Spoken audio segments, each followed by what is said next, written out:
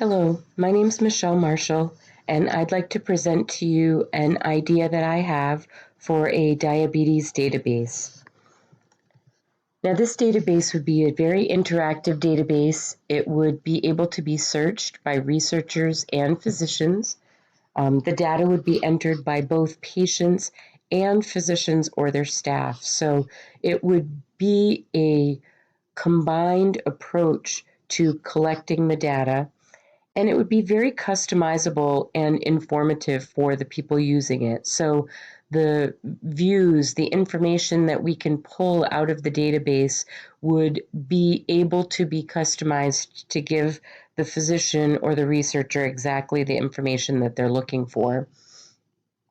So example of some of the information that we would enter into our database is we would have our patient demographics, including things like their address.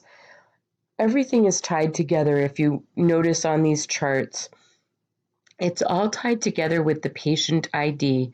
That's going to be the common thread that goes throughout our database and is what ties all of the data together and enables us to look at different things in different ways. So the demographic information would have been entered by the physician or their staff, but now we're on a diet and exercise screen, and this would be information that would be entered by the patients themselves. So they would be able to enter their patient ID number, the date and time of their exercise, and what type and length of exercise they performed. They could also enter meal dates and times and the grams of carbohydrates that they consumed. Another example of information that could be entered by the patients themselves would be their glucose and hemoglobin A1C data.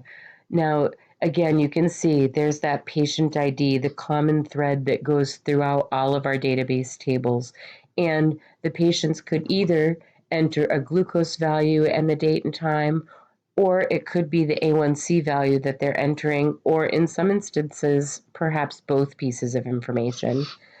Now, once we've got all of this data that's starting to populate in our database, and remember, this is a combined database. There's information being put in by physicians and patients alike. Now we can start to look at some of this data, and I've got some views already created to show you information that the database could put out. But there are many, many other things that could be created with this database, other information that could be pulled out of it. So this is just one example. I created a view to look for our patients in our population here that have a hemoglobin A1C that's higher than 6.5. And you can see my list of patients on the left, and on the right is their A1C value that they have. Another view that I created with this database is to look at what is our average hemoglobin A1C value for our male patient population versus our female population. But you could see from the demographics that we entered at the beginning, we have a lot of pieces of information that we could look at here. We could look at it by race. We could factor in things such as weight. All different pieces of information could all play a role in how we look at our data. This is just looking at it by the patient's sex.